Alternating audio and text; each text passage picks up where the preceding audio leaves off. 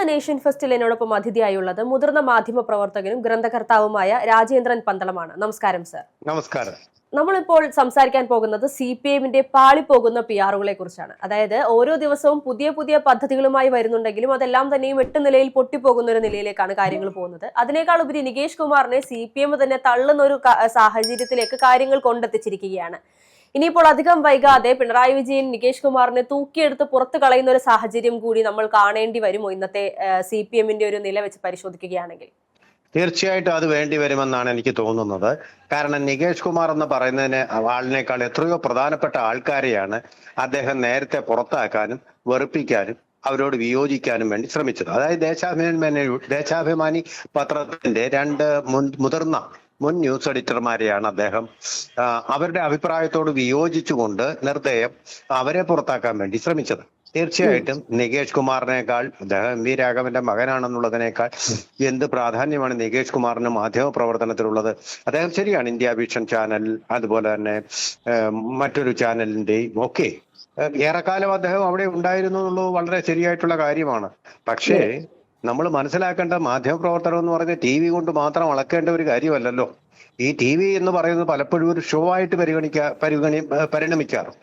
അപ്പൊ ശരിയായ കോൺസെപ്റ്റുകൾ അനുസരിച്ച് നികേഷ് കുമാറിന്റെ മാധ്യമ പ്രവർത്തനം TV പ്രവർത്തനം എന്ന് പറയുമ്പോൾ നമ്മളിപ്പോ നോക്കുക, BBC എന്ന് പറയുന്ന ചാനലിൽ ഒരൊറ്റയാള് അവിടെ ഏതെങ്കിലും ഒരു ഫംബ്ലിങ് അദ്ദേഹത്തിന് സംഭവിക്കാറുണ്ടോ? എത്ര സുന്ദരമായിട്ടും വടിവത്ത ഇംഗ്ലീഷില്, അതായത് യാതൊരു ഫംബ്ലിങ് വരാതെ സംസാരിക്കാൻ അറിയാവുന്നവരെയാണ് അവരെടുക്കുന്നത്. നികേഷ് കുമാറിന് അത് പറയാൻ പറ്റുമോ? ഫംബ്ലിങ് ഇല്ലാതെ ഒരൊറ്റ വാക്യം പൂർത്തിയാക്കാൻ കഴിയാത്ത ഒരാളാ. നമ്മളെ സംബന്ധിച്ചിടത്തോളം TV എന്ന് പറയുന്ന ഒരു നവമാധ്യമം ആയതുകൊണ്ട് നമ്മൾ അതിനെയൊക്കെ സ്വീകരിക്കുന്നു. അതുപോലെ തന്നെയാണ് ദേശാഭിമാനിയിൽ ഏറെക്കാലം പ്രവർത്തനം നടത്തിയിട്ടുള്ള മാധ്യമ പ്രവർത്തകർ എന്ന് പറയുമ്പോൾ അവർക്കൊരു നിലവാരം ഉണ്ടാവും. TV-യിൽ അത് വേണമെന്നില്ല, അത് ഇല്ലാതെ തന്നെ ആൾക്കാർ ധാരാളമായിട്ട് കണ്ടു എന്നിരിക്കും. കാരണം അതൊരു ഷോയാണ്, രണ്ടാണ്. ആ ഷോ ആയിട്ടാണ് നമ്മൾ കണക്കാക്കുന്നത്. പക്ഷെ അതല്ല, ഗൗരവമുള്ളതെന്നാണ് BBC അതുപോലുള്ള മാധ്യമങ്ങളൊക്കെ അത് വളരെ ഗൗരവമുള്ള ഒന്നായിട്ടും ഇൻഫർമേഷൻ നൽകാനുള്ള ഒരു തെറ്റുമില്ലാത്ത രീതിയിലുള്ള ഉച്ചാരണ ശുദ്ധിയോടുകൂടി പറയുന്ന ആൾക്കാരെ മാത്രമേ അവിടെ റിപ്പോർട്ടർമാരായിട്ടോ അല്ലെങ്കിൽ അവതാരകരായിട്ടോ വയ്ക്കാറുള്ളൂ. കാരണം അവതരണം ഒരു വാക്ക് അവിടെ പിഴയ്ക്കുക അല്ലെങ്കിൽ ഒരു ഉച്ചാരണം തെറ്റുക എന്ന് പറഞ്ഞാൽ അവിടെ പ്രിന്റിംഗ് മിസ്റ്റേക്ക് പോലെ വലിയൊരു മിസ്റ്റേക്ക് ആയിട്ട് തന്നെയാണ് അവർ കണക്കാക്കുന്നത്. അപ്പൊ പോട്ടെ, അവർ നമ്മുടെ കോൺസെപ്റ്റുകൾ തമ്മിൽ വ്യത്യാസമുണ്ട്. അതങ്ങനെ തന്നെ ഇരിക്കെ തന്നെ അദ്ദേഹത്തിന് വളരെ അഹങ്കാരവും ധിക്കാരവും. കാരണം ഇദ്ദേഹത്തിന് ഒരുപാട് ആരാധകരുണ്ട്. പക്ഷെ ആരാധകരുണ്ട് എന്നുള്ളത് ശരിയായിട്ടുള്ള ഒരു മാധ്യമ പ്രവർത്തനത്തിന് ഉചിതമായിട്ടുള്ള ഒരു കാര്യമായിട്ട് നമുക്ക് കണക്കാക്കാൻ പറ്റുകയില്ല. ആരാധകരുണ്ട് എന്നുള്ളത് വേറെ, അതേസമയം അടിസ്ഥാനപരമായിട്ട് നിലവാരം ഉണ്ടാവുക എന്ന് പറയുന്നത് വേറെയുമാണ്. അതുകൊണ്ട് രണ്ടും പരസ്പരം വിപരീത ധ്രുവങ്ങളിലാണ് താനും പലപ്പോഴും അങ്ങനെയുമാണ് നമ്മൾ കണ്ടിട്ടുള്ളത്. അങ്ങനെ ഇരിക്കെ ഈ നികേഷ് കുമാർ ഇങ്ങനൊരു അവസ്ഥ സ്വയം സൃഷ്ടിച്ചു വെച്ചതാണ്. അദ്ദേഹത്തിന് നേരത്തെ ഇരുന്ന ചാനലിൽ തന്നെ ഇരുന്നു കൊണ്ട് പ്രവർത്തനം ഉത്തരോത്തരം മെച്ചപ്പെടുത്തിക്കൊണ്ടുവരികയും അതുപോലെ തന്നെ അദ്ദേഹത്തിന്റെ വ്യൂവർഷിപ്പ് കൂട്ടിക്കൊണ്ടുവരികയും ചെയ്യുമായിരുന്നു. ഈ സൈബർ പോരാളിയായിട്ട് ഇദ്ദേഹം രംഗത്തിറങ്ങേണ്ട യാതൊരു ആവശ്യവുമില്ല. ശരിയായിട്ടൊരു മാധ്യമ പ്രവർത്തകൻ അങ്ങനെ സ്വയം തൊഴിൽപരമായ ഒരു ആത്മഹത്യ ചെയ്യുമെന്ന് എനിക്ക് തോന്നുന്നില്ല. അതുപോലെ രാഷ്ട്രീയ ആക്ടിവിസ്റ്റാണ്. അദ്ദേഹം അവതാരകൻ എന്നുള്ള നിലയിൽ തന്നെ ആക്ടിവിസ്റ്റ് ആയിരുന്നു. അതും അവിടെ BBC-യുടെ ഒക്കെ അന്താരാഷ്ട്ര നിലവാരത്തിലുള്ള മാധ്യമങ്ങളുടെ കോൺസെപ്റ്റിന് വിരുദ്ധമാണ്. അവിടെ അവതാരകൻ എന്ന് പറയുന്ന എഡിറ്റോറിയലൈസ് ചെയ്യരുതെന്നാണ്. ഇവിടെ അദ്ദേഹം എഡിറ്റോറിയലൈസ് ചെയ്തിരുന്നു, ആക്ടിവിസ്റ്റിന്റെ രൂപത്തിലേക്ക് വന്നിരുന്നു. പോട്ടെ, അദ്ദേഹം അത് കഴിഞ്ഞിട്ട് പിന്നെ പൊളിറ്റിക്കൽ ആക്ടിവിസ്റ്റായിട്ട് തെരഞ്ഞെടുപ്പിൽ വന്ന് മത്സരിക്കുക എന്നൊക്കെ പറയുന്നത് അദ്ദേഹത്തിന്റെ ക്രെഡിബിലിറ്റിയെ സാരമായി ബാധിച്ച കാര്യമാണ്. അപ്പൊ അദ്ദേഹത്തിൽ നിന്ന് സത്യസന്ധത പ്രതീക്ഷിക്കേണ്ട എന്ന് ജനങ്ങൾ മനസ്സിലായി. ഓക്കെ, അത് കഴിഞ്ഞിട്ട് സൈബർ പോരാളിയായത് പോട്ടെ. ആ സൈബർ പോരാളിയായിട്ട് ഇരുന്നുകൊണ്ട് അവിടെയും അഹങ്കാരം, താൻ മാത്രം ശരി എന്നുള്ളതൊരു ഫാഷിസ്റ്റ് സമീപനമാണ്. ആ ഫാഷിസ്റ്റ് സമീപനം തന്നെയാണ് അവിടെയും സ്വീകരിച്ചത്. അതുകൊണ്ടാണ് CPM-ന് തന്നെ ദേശാഭിമാനിയിലെ ന്യൂസ് എഡിറ്റർമാരെന്ന് പറയുമ്പോൾ CPM എന്ന പാർട്ടിയെ സംബന്ധിച്ചിടത്തോളം ഇതിനേക്കാൾ വളരെ പ്രാധാന്യവും നിലവാരവും ഉള്ള ആൾക്കാരാണ്. അതുകൊണ്ട് തന്നെയാണ് അവിടെ അദ്ദേഹത്തിന് ഇപ്പോ ഈ ഒരു ഗതി നേരിടേണ്ടി വന്നത്. അദ്ദേഹം തെറ്റായിട്ടുള്ള തീരുമാനങ്ങൾ എടുത്തു. തൊഴിൽപരമായിട്ട് ഓക്കുപേഷണലായിട്ട് അദ്ദേഹം തെറ്റായിട്ടുള്ള തീരുമാനങ്ങൾ എടുത്തതിന്റെ, അതായത് പ്രൊഫഷണലായിട്ട് അദ്ദേഹം തെറ്റായ തീരുമാനങ്ങൾ എടുത്തതിന്റെ ഒരു പരിണതിയാണ് ഇതെന്ന് മാത്രമേ നമുക്കിപ്പോ കരുതാൻ പറ്റൂ. അനുഭവിക്കട്ടെ അദ്ദേഹം. കാലം കാത്തുവെച്ച കാവ്യനീതി എന്നൊക്കെ പറയാറുണ്ടല്ലോ ക്ലീശയിൽ. അതുപോലെ തന്നെയുള്ള ഒന്നാണ് ഇപ്പൊ സംഭവിച്ചിരിക്കുന്ന ഒരു വിധി വൈപര്യം. തീർച്ചയായിട്ടും. പക്ഷേ ഇപ്പോൾ ചിലരെങ്കിലും പറയുന്നത് പോലെ നികേഷ് കുമാറിന്റെ അച്ഛനോട് ചെയ്ത ആ ഒരു അതിനുള്ള ഒരു പ്രതികാരമാണ് നികേഷ് കുമാർ പാർട്ടിക്ക് അകത്ത് കയറി നിന്ന് തുറന്നുകൊണ്ടിരിക്കുന്നത്. കൃത്യമായി CPM-നെ താഴെ ഇറക്കാൻ CPM-നകത്ത് നിന്നുകൊണ്ട് തന്നെ കളിക്കുകയാണ് നികേഷ് കുമാർ എന്നുള്ളതാണ് പലരും പറഞ്ഞു വെക്കുന്നത്. അങ്ങനെ ഒരു യാഥാർത്ഥ്യം ഉണ്ടാകുമോ നികേഷ് കുമാറിന്റെ ഇതുവരെയുള്ള സാഹചര്യം നമ്മൾ പരിശോധിക്കുകയാണെങ്കിൽ? ഇല്ല, അതൊക്കെ അവര് മറന്നു കഴിഞ്ഞു. ഇപ്പൊ ഇവർക്ക് എങ്ങനെയും ഇവർ തത്രപ്പെടുന്നത്, CPM തത്രപ്പെടുന്നത് എങ്ങനെങ്കിലും ഒന്ന് ജയിച്ച് കയറുക എന്നുള്ളതിന് വേണ്ടി മരണപ്പാച്ചിലാണ് ഇപ്പൊ നടത്തിക്കൊണ്ടിരിക്കുന്നത്.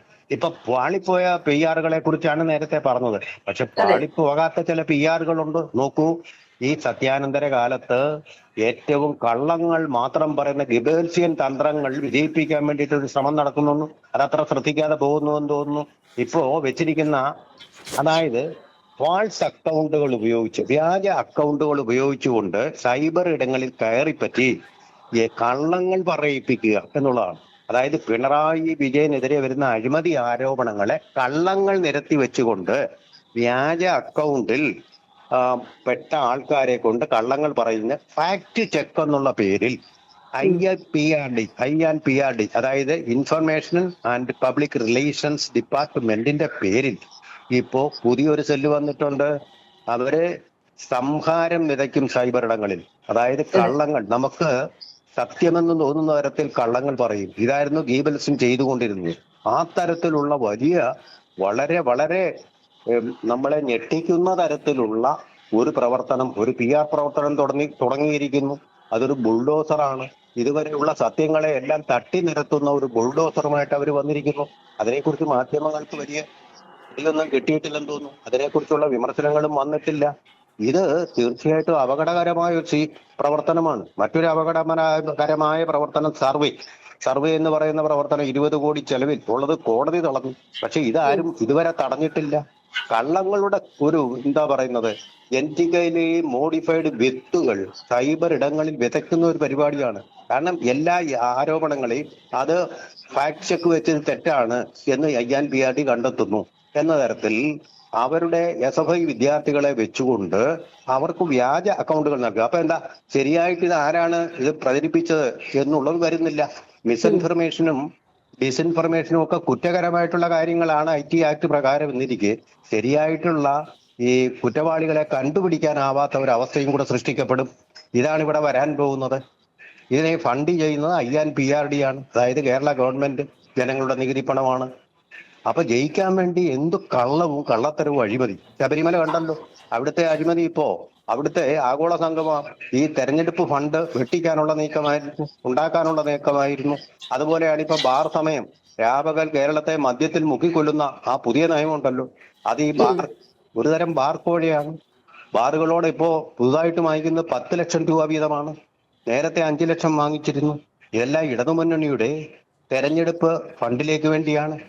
ഈ തീവട്ടി കൊള്ളകളാണ് കേരളം ഉടനെ, ശബരിമലയിൽ മാത്രമല്ല കേരളത്തിൽ ആകമാനം നടത്തിക്കൊണ്ടിരിക്കുകയാണ്. PR വർക്കുകളും ഈ കൊള്ളകളും തെരഞ്ഞെടുപ്പ് എങ്ങനെയും ജയിക്കാനുള്ള ഒരു തത്രപ്പാട് എന്നാണ് ഞാൻ ഈ പറഞ്ഞത്. തീർച്ചയായിട്ടും. എന്തായാലും നികേഷ് കുമാറിന്റെ ഓരോ ബുദ്ധിയും അല്ലെങ്കിൽ ഓരോ PR വർക്കുകളും ഗുണം ചെയ്യുന്നത് ഇപ്പോൾ മറ്റു പല പാർട്ടികൾക്കും മറ്റു പല മുന്നണികൾക്കുമാണ് എന്നുള്ളതാണ് യാഥാർത്ഥ്യം. പ്രത്യേകിച്ച് കോൺഗ്രസിനാണ് എന്നുള്ളതാണ് ഇപ്പോൾ മനസ്സിലാക്കാൻ സാധിക്കുന്നത്. ഓരോ നീക്കങ്ങളും കോപ്പി അടിച്ചുകൊണ്ട് ചെയ്യുമ്പോൾ തിരിച്ചു വരുന്നത് വിനയായി വരുന്നത് നികേഷ് കുമാർ അറിയുന്നില്ല, അല്ലെങ്കിൽ അറിയുന്നതായി നടിക്കുന്നില്ല എന്ന് വേണം പറയാനായിട്ട്. വരുന്ന ദിവസങ്ങളിൽ വീണ്ടും പുതിയ പുതിയ പാളിച്ചകളുമായി CPM രംഗത്തേക്ക് വരുമെന്നുള്ളത് തന്നെയാണ്. അപ്പോൾ നമുക്ക് വീണ്ടും ചർച്ചയ്ക്കിരിക്കാം. എന്തായാലും ചർച്ചയിൽ പങ്കെടുത്തതിന് നന്ദി. Thank you.